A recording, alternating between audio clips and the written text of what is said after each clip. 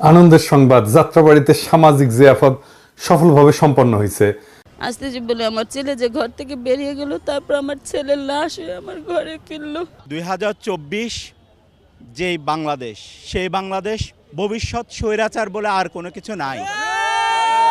এখন যারাই স্বৈরাচারিতাকে তার রাজনীতির টুল বানাবে, তারাই হচ্ছে যে ধসে যাবে। দালাল 200টা কিছু ইন্ডিয়াতে আছে পলাতক, তারাই এটা বিভিন্নভাবে করানোর চেষ্টা করছে।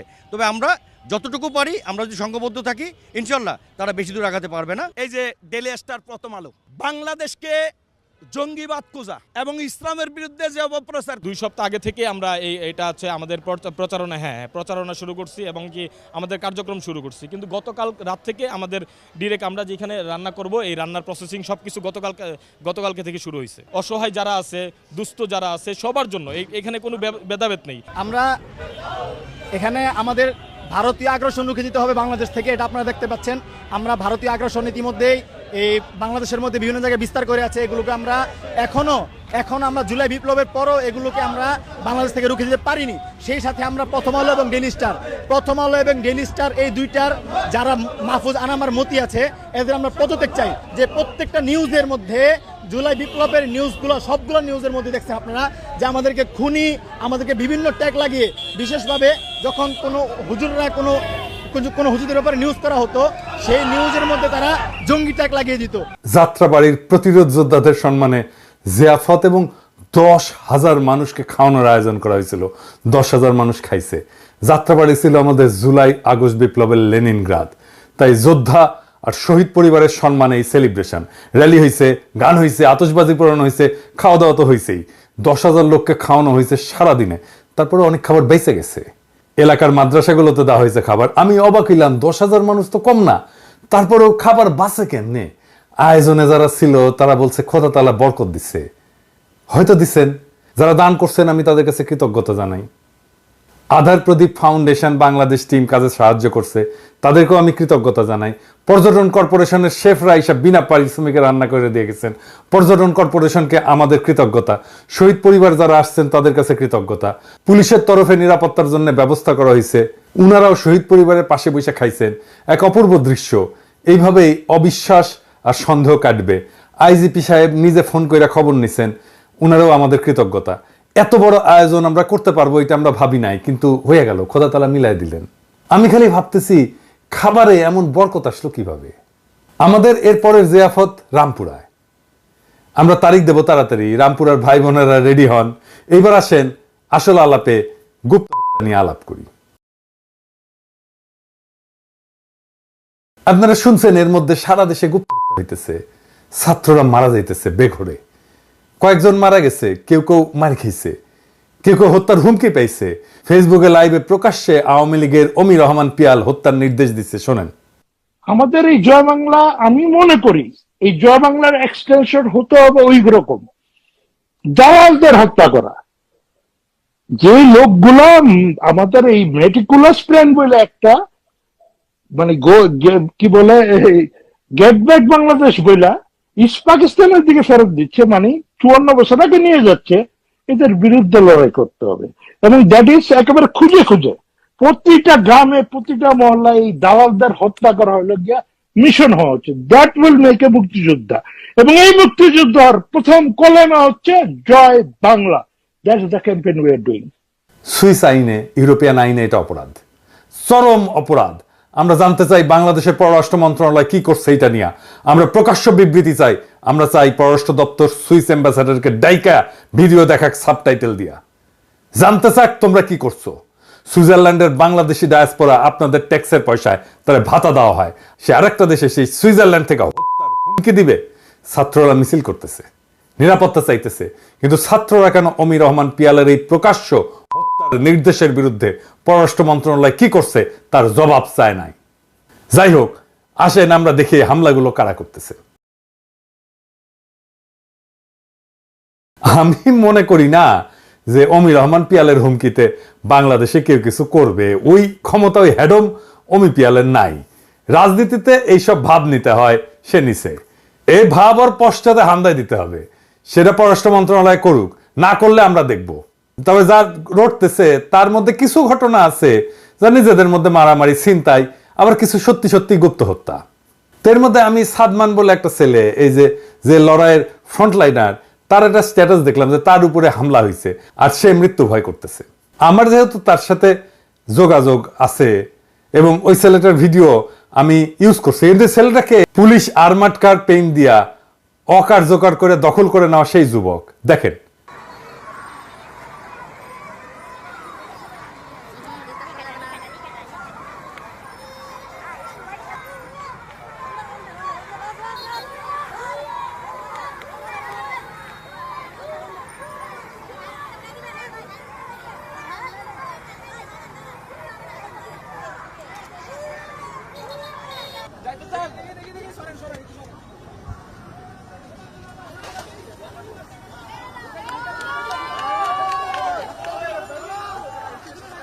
তারে পিটানোর একটা ভিডিও দেখলাম। এই বীর বিপ্লবের 4 মাসের মাথায় মাইর খাইতেছে, এটা দেখাও যন্ত্রণা।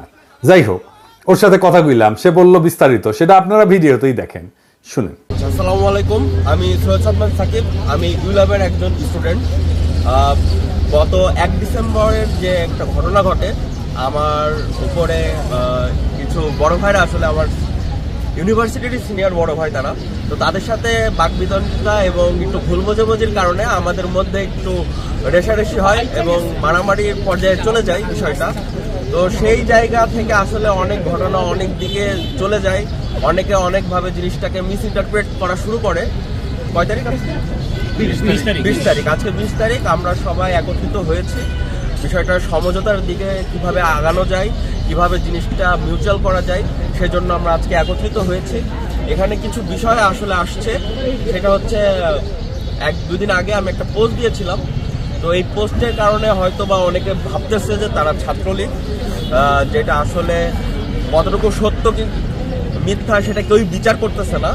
আসলে এমন কিছুই না, আমরা সবাই ইউল্যাবের সাধারণ ছাত্র এবং আমরা প্রত্যেকেই আন্দোলনে সক্রিয়ভাবে অংশগ্রহণ করেছিলাম।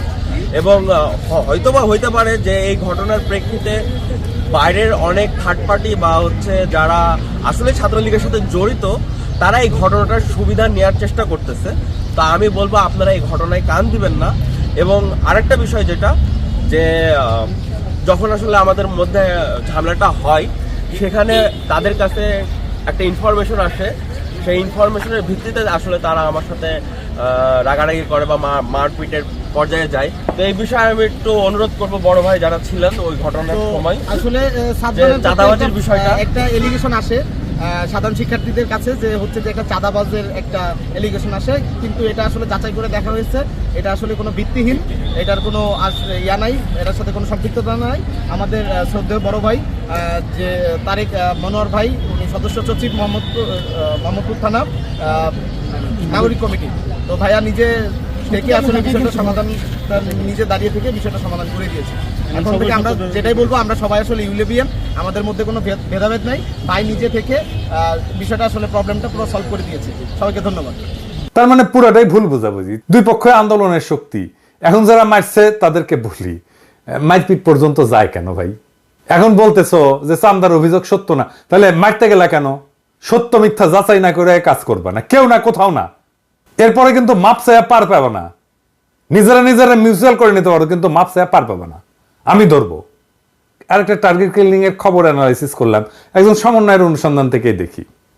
নর্থ সাউথ বিশ্ববিদ্যালয়ের শিক্ষার্থী বইলা খবর উঠছিল এবং দেখা গেছে সে দেখছে যে নর্থ সাউথ বিশ্ববিদ্যালয়ের কেউ না, হয়তো ব্র্যাক বিশ্ববিদ্যালয়ের প্রাক্তন শিক্ষার্থী হইতে পারে, তবে এখনকার ছাত্র না। এই সমস্ত জিনিসগুলো আরো নিশ্চিত হয়ে ঘটনার গভীরে যে দেখা দরকার যে আসলে কি ঘটতেছে।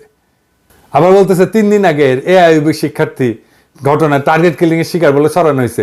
পুলিশ ইতিমধ্যেই হত্যাকারীকে আইনের আওতায় নিয়ে আসছে। পুলিশের বক্তব্য অনুযায়ী হামলাকারীর বিরুদ্ধে ছিনতাইয়ের 9টি মামলা করা আছে।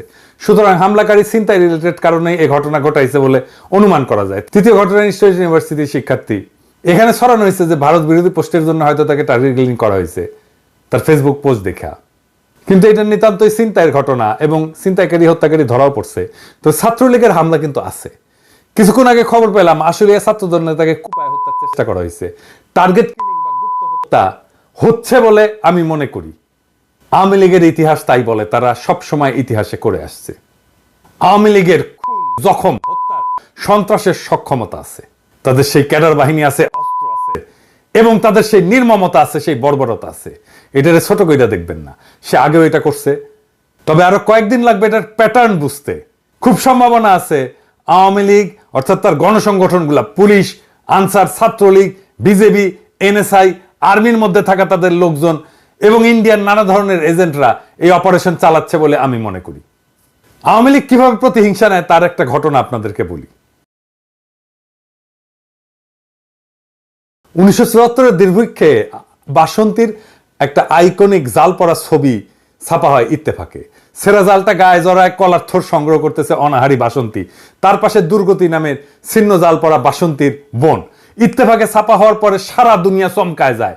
এটাই মুজিব শাসনের পতন নিশ্চিত করে। এই ছবিটা গায়েব করে দেওয়া হয়েছিল। আমি মূল ছবিটা খুঁজে বের করে রেস্টোর করে স্বাধীনতা উত্তর বাংলাদেশ বই যুক্ত করছি। এই ছবির চিত্রগ্রাহক আফতাব আহমেদকে শেখ মুজিব হত্যার পটভূমি তৈরি করে দায় অভিযুক্ত করে আওয়ামী লীগ। এই ছবির চিত্রগ্রাহক আফতাব আহমেদ, তার পরিণতি কি হয়েছিল জানেন? 2013 সালে নিজ বাসায় রহস্যজনকভাবে খুন হয়, বলা হয় ডাকাতি। বাসায় একাই থাকতেন। এটা কি খুব স্বাভাবিক ঘটনা বলে মনে হয়? সব খুনেরই মোটিভ থাকে। এই খুনের মোটিভ প্রতিহিংসা। আওয়ামী লীগ প্রতিহিংসা পরায়ণ একটা দল। এইটা শুধু আমার কথা না, মুরব্বী মির্জা ফখরুলেরও কথা। শেখ মুজিবের উৎখাতে যারা জড়িত ছিল তাদের সন্তানদের পর্যন্ত হত্যা করছে। আফসানার ঘটনা আমি একটা এপিসোড করছি। এটাই হাসিনা চালায় যাবে। হাসিনার পলায়নের প্রতিশোধ হাসিনার দলের গুন্ডারা নিবে। অনেকেই মনে করে একটা বেটার আওয়ামী লীগ তৈরি হলে খারাপ না, হয়তো সোহেল তাজগিরি একটা বেটার আওয়ামী লীগ তৈরি হবে। আপনারা আমার বই পড়েন নাই? হাসিনা ছাড়া কেউ আওয়ামী লীগ করতে চাইলে আওয়ামী লীগের গুন্ডারা এটা হইতে দেবে না, পিটায় ঠান্ডা করে দেবে নিজের দলের লোকদেরই। আর আওয়ামী লীগ তো প্রকাশ্যে দাপটের সাথে ঘুরে বেড়াইতেছে। এই যে দেখেন হেলমেট মাথায় হাতে থাকা এই সন্ত্রাসীর হাতে একাধিক ছাত্র খুন হয়েছে। এর নাম গোলাম সাদমান জনি, যুগ্ম সাধারণ সম্পাদক চট্টগ্রাম মহানগর ছাত্রলীগ।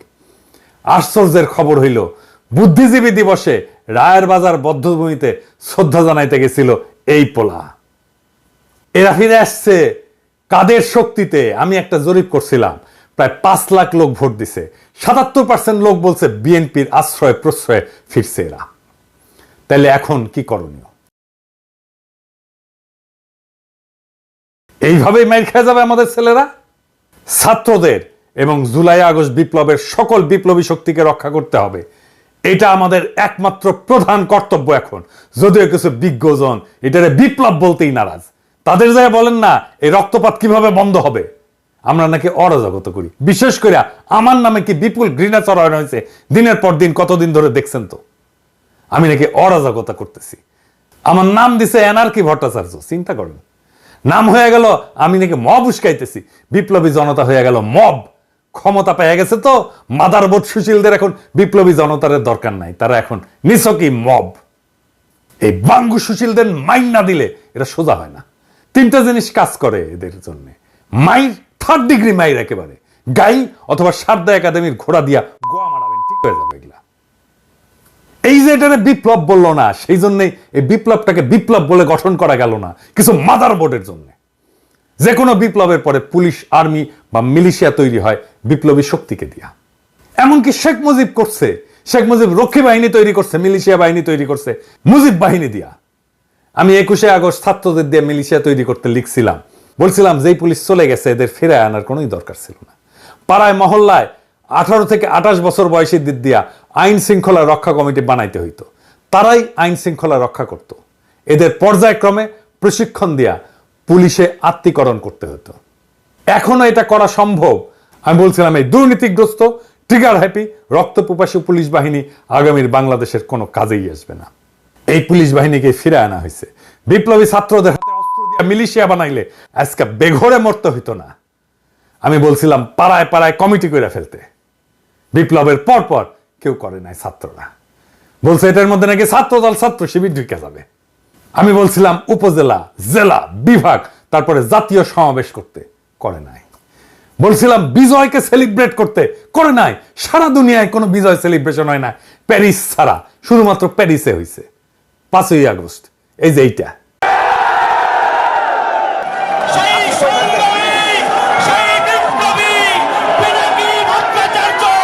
আমাদের মাঝে এখন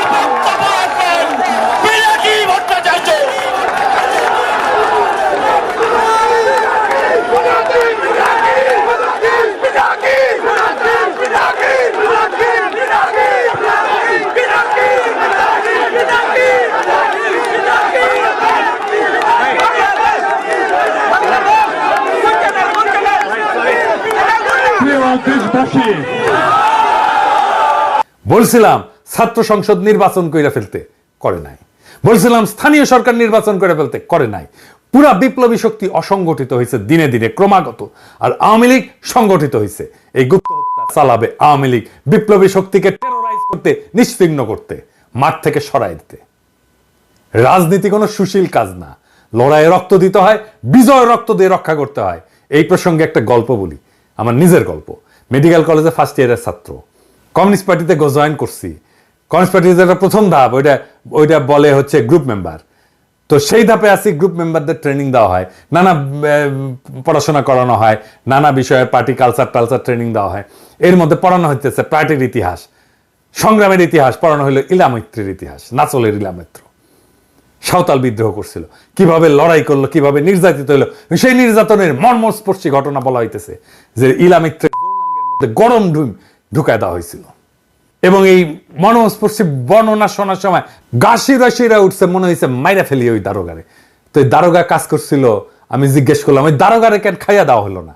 সবাই হারে করে উঠলো, বললো এই ধ্বংসাত্মক কথাবার্তা। আমি কইলাম যে এটাই রাজনীতি। যদি দারোগাকে খাইয়া দেওয়া হতো, আগামী 50 বছরে কেউ কমিউনিস্টদের বিরুদ্ধে মাথা তুলে তাকানোর সাহস করতো না। বিপ্লবের পরে যারা গান্ধী হইতে গেছিল, তারাই আজকের এই পরিণতির জন্য দায়ী। তাদেরকে ধরবেন, মিছিল করতেছেন তাদেরকে ধরেন। এখনো সময় আছে, বিপ্লবীদের মিলিশিয়া গড়ে তোলেন। একমাত্র এইভাবে প্রতি বিপ্লবী সন্ত্রাস রুখে দেওয়া সম্ভব। এই সরকারের কাছে নিরাপত্তা চায়েন না, সরকারকে বাধ্য করেন মিলিশিয়া বাহিনী তৈরি করতে ছাত্রদের দিয়া। বিপ্লব রক্ষা আর আক্রমণ ঠেকানোর আর কোনো রাস্তা নাই, প্রচুর উদ্বৃত্ত তাই দিয়া মিলিশিয়া বানানো সম্ভব। যদি কেউ দায়িত্ব নিতে না চায়, আমারে দায়িত্ব দেন, অথরিটি দেন, 3 মাসে মিলিশিয়া বাহিনী বানায় দিয়ে আসবো বাংলাদেশে। সলিউশন দিয়ে দিলাম, সরকারকে বাধ্য করেন। এভাবে বিপ্লব শুধু না, বিপ্লবীদের জীবন রক্ষা পাবে। ইনকিলাব জিন্দাবাদ।